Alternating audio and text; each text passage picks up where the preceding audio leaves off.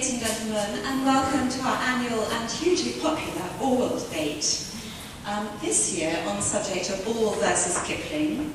Welcome to our very distinguished panel, chaired by Tony Wright, who was, until the last election, MP for Cannock Chase, and is now visiting professor in political science at both UCL and Birkbeck. I'd like to say that the Buxton audience has a reputation with the Orwell Prize of being the feistiest audience outside London for their debates, so I hope you're not going to disappoint this time. And I'll hand you over to Tony. Thank you very much, and welcome to you all. As you've heard, I'm Tony Wright, and I've started to describe myself as a recovering politician.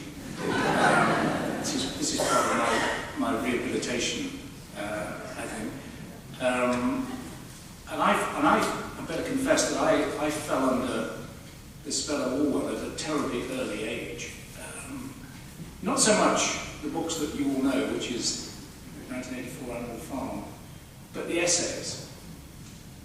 And that was a huge disability as a politician, because if you've read Orwell's essay on politics and the English language, and you're still young, and you've listened to Orwell talk about politicians who spout stale phrases like the sections of a prefabricated henhouse.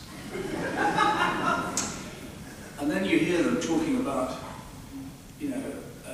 going forward to a level playing field over and over again, and you emit a silent Orwellian scream every time.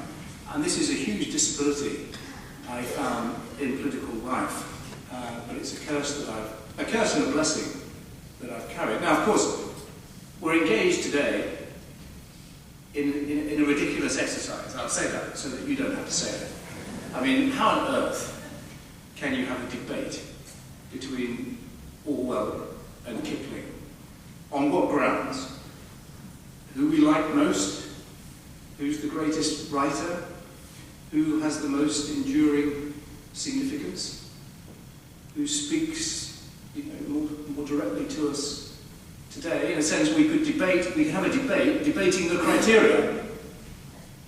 But it's a wonderful device for having a very interesting discussion, for reasons that I hope will become clear. At some point in the proceedings, I'm going to ask you, I'm afraid, whether you see yourself as being in the camp of Orwell or the camp of Kipling. I thought I might ask you at the beginning, but I think that would be perhaps unfair. I'll ask you at the end, and I might ask at the end who has moved from one camp to another.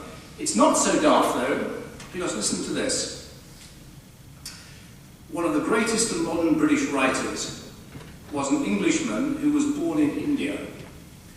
He was privately educated in England, did not go to university, and returned to the East to work after leaving school.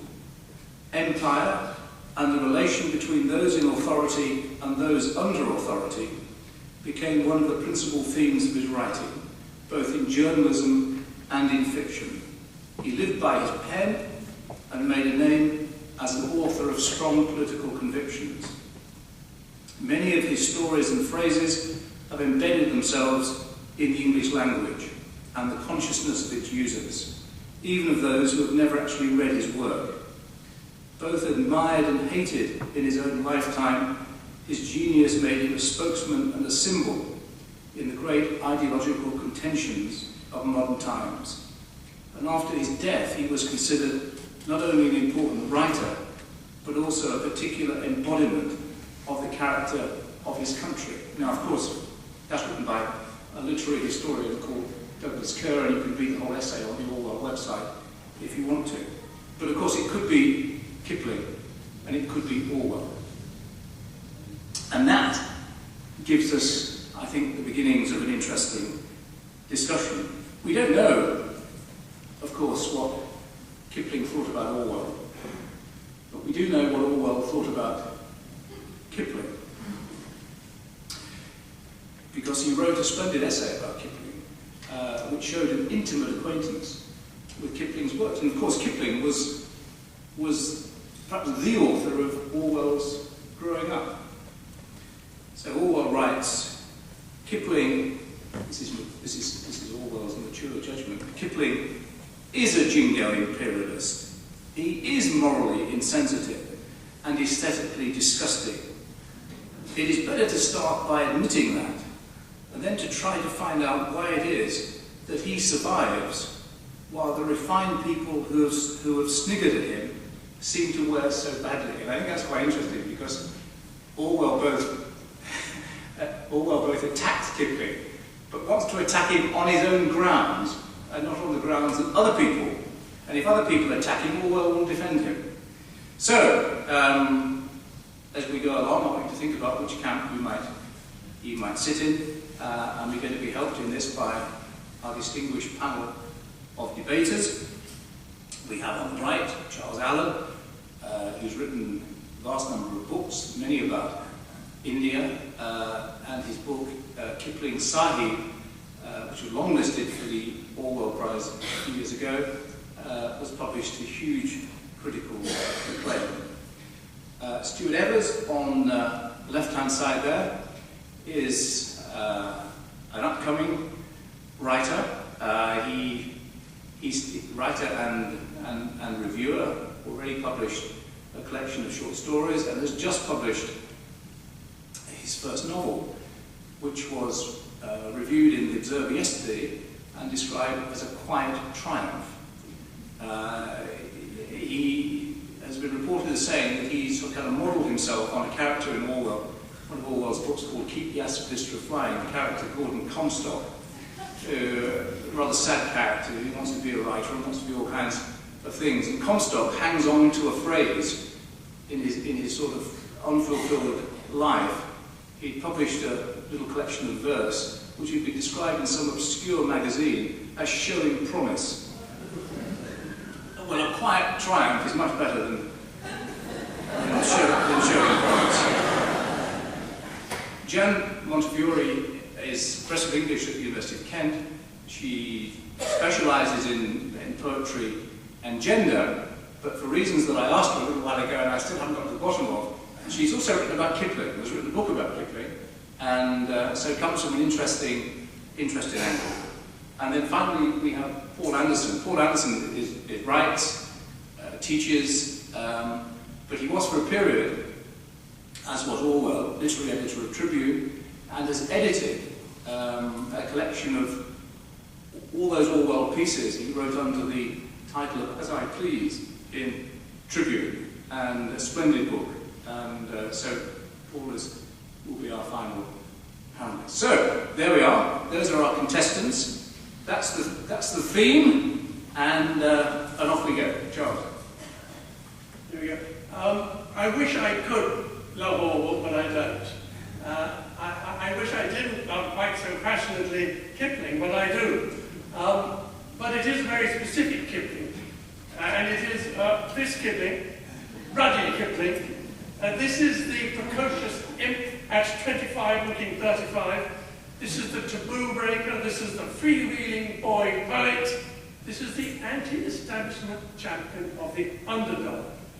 The boy who can write, he's aged 18, he's in India. I am in love with a country where I find heat and smells and oil and spices and puffs of temple incense and sweat and darkness and dirt and lust and cruelty and above all things wonderful and fascinating and innumerable. This is just in a letter home.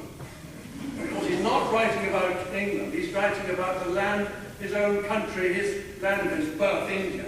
And Ruddy always writes from his heart and not his head, which is perhaps his misfortune.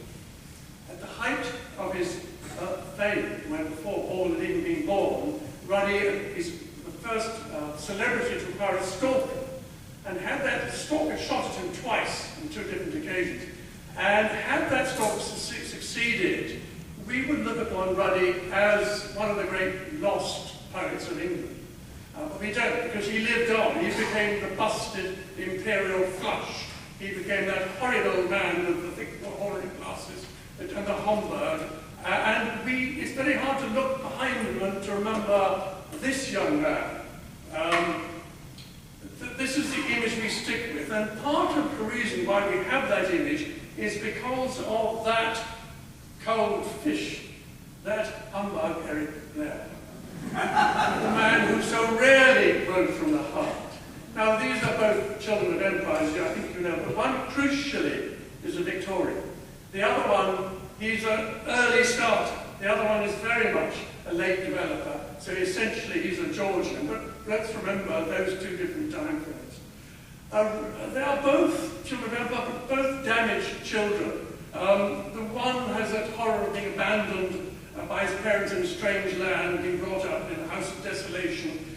But he learns to hate, yes, he learns to imagine, and he is not broken by that experience. He emerges, and let's remember this, he emerges a dyspraxic, myopic, stunted, but bumptious, ebullient, bold, brazen, a prodigy raring to go. Compare and contrast. Eric Blair's greatest trauma is a bedwetting episode. His headmaster's wife says of him, there is no warmth in him, and his friend Eric Connolly at Eton has the same thing, perpetually sneering at vain, he writes. He never seems to me to have the courage to actually challenge authority. Indeed, he actually does that thing of speaking to authority and sending a letter of potential communist to authority. Ruddy, of course, has poetry running through his veins. His ambition is to be a poet in London, instead of which people forget this. He is unwilling